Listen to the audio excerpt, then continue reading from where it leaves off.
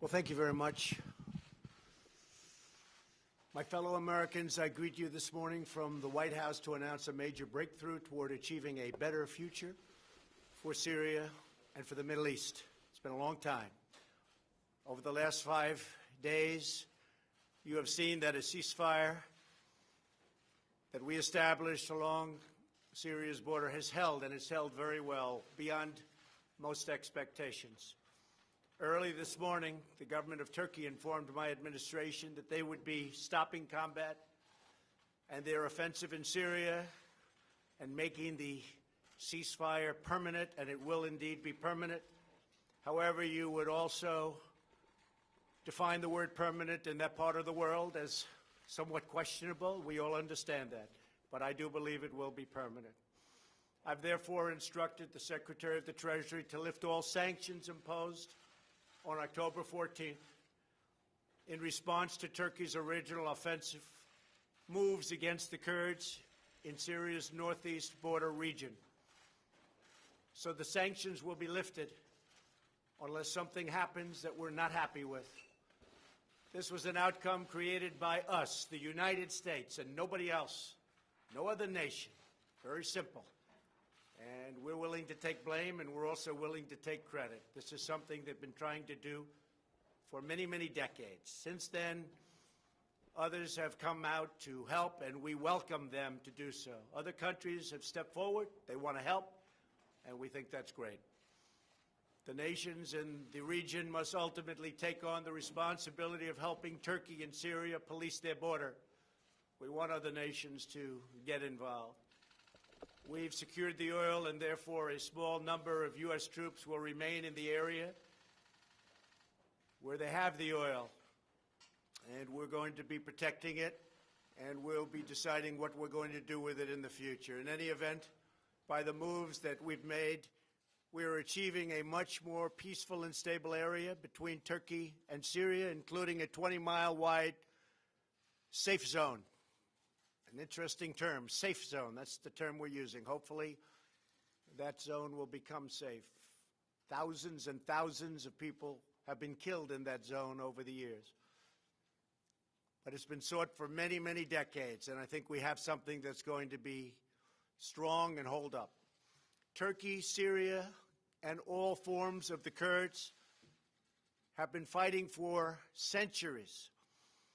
We have done them a great service, and we've done a great job for all of them. And now we're getting out. A long time. We were supposed to be there for 30 days. That was almost 10 years ago. So we're there for 30 days, and now we're leaving. It was supposed to be a very quick hit, and let's get out. And it was a quick hit, except they stayed for almost 10 years. Let someone else fight over this long, blood-stained sand.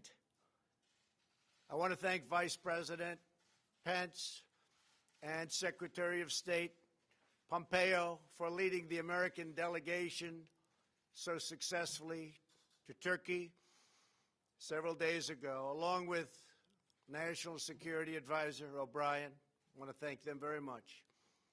The American delegation negotiated the original 5-day ceasefire that ended Kurdish fighters to safely leave. It just got them to a point where, frankly, they were able, it enabled them to get out, to go and move really just a few miles in a slightly different direction. So this enabled them to do so.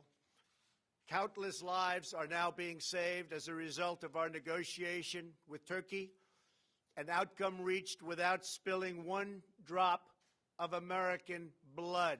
No injuries, nobody shot, nobody killed. I have just spoken to General Mazlum, a wonderful man, the commander-in-chief of the SDF Kurds, and he was extremely thankful for what the United States has done. Could not have been more thankful.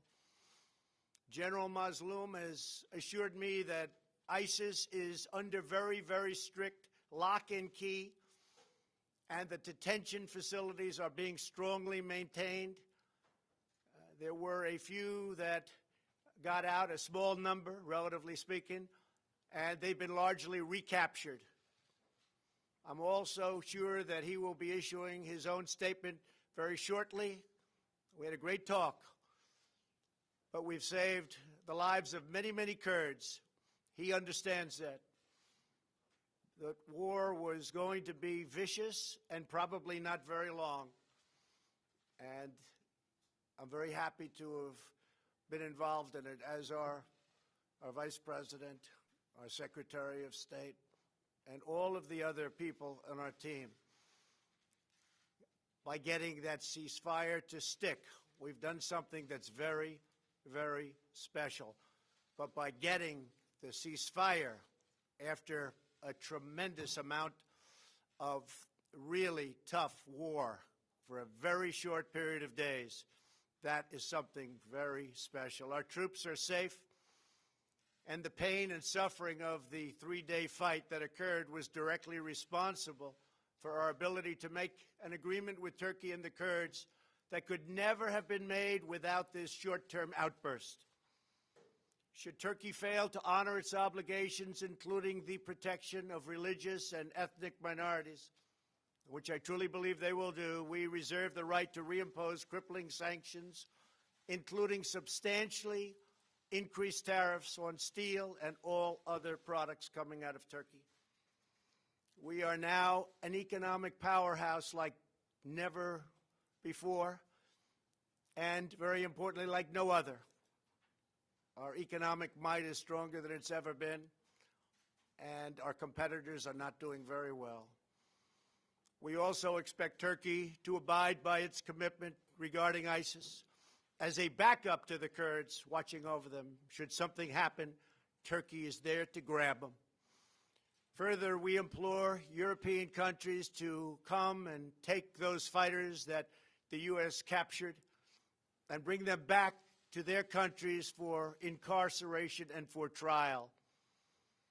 Until just recently, Europe has been very unresponsive in doing what they should have been doing for a long time. Now is their chance to finally act. American forces defeated 100% of the ISIS caliphate during the last 2 years. We thank the Syrian Democratic Forces for their sacrifices in this effort. They've been terrific. Now Turkey, Syria, and others in the region must work to ensure that ISIS does not regain any territory. It's their neighborhood. They have to maintain it. They have to take care of it.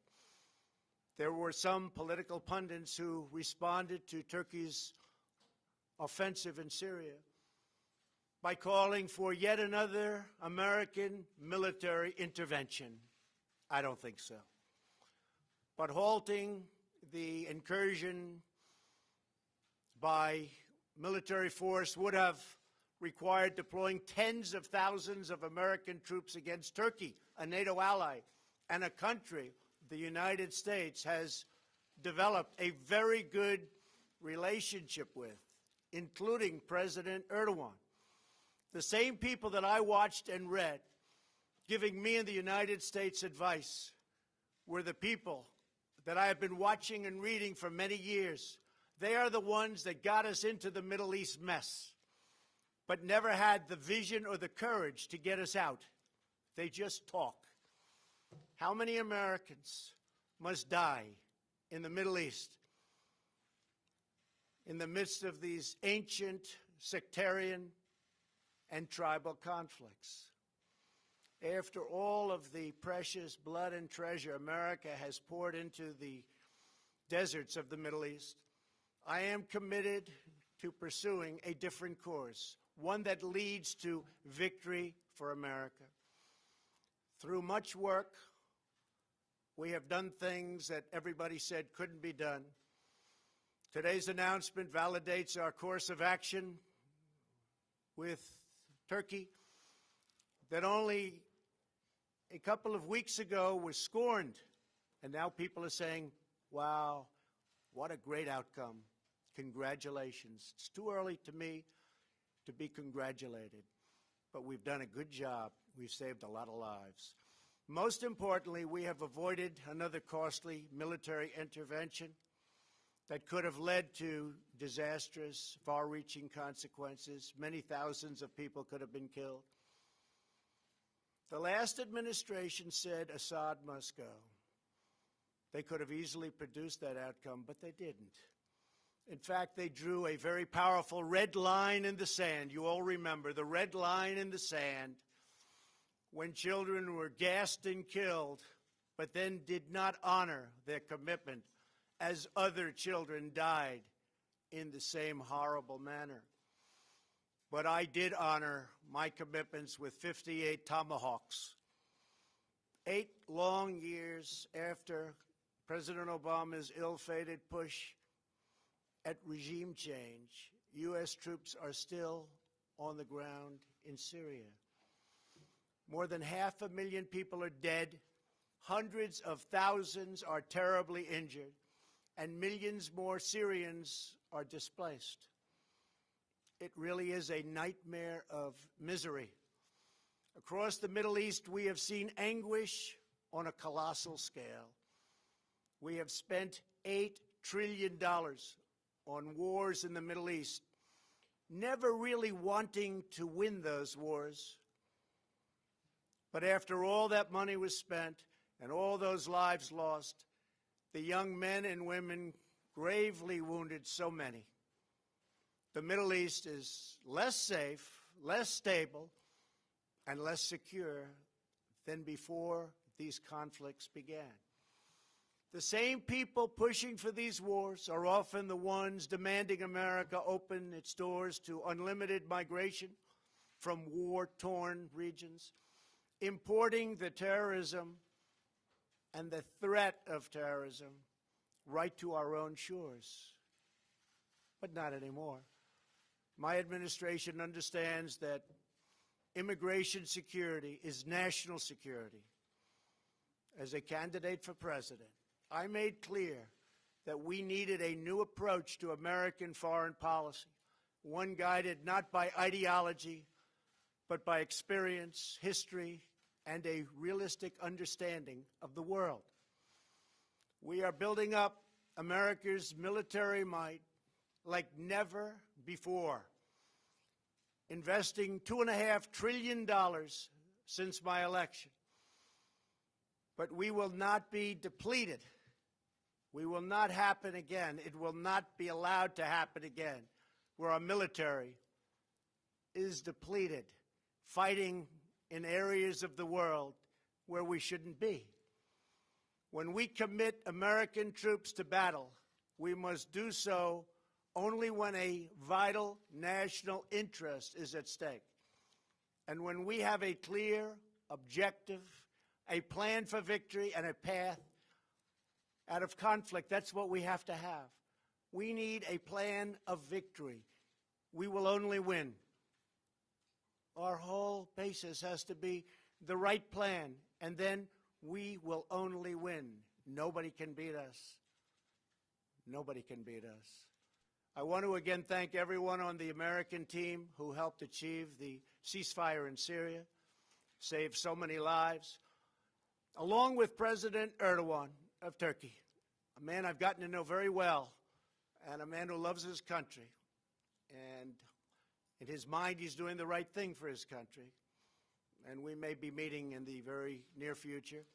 I also want to thank General Mazloum for his understanding and for his great strength and for his incredible words today to me, but me just as a representative of the United States, because he knows that we saved tens of thousands of Kurds. And we're not talking in the long term, we're talking in the short term. We're talking something that was going on immediately and something, frankly, that was planned for a long time. The job of our military is not to police the world. Other nations must step up and do their fair share. That hasn't taken place. Today's breakthrough is a critical step in that direction. Thank you all very much, and God bless America. Thank you. Mr. President, you said that the ISIS fighters who escaped had been recaptured, but today your top envoy said that's not true. if they don't know where they are.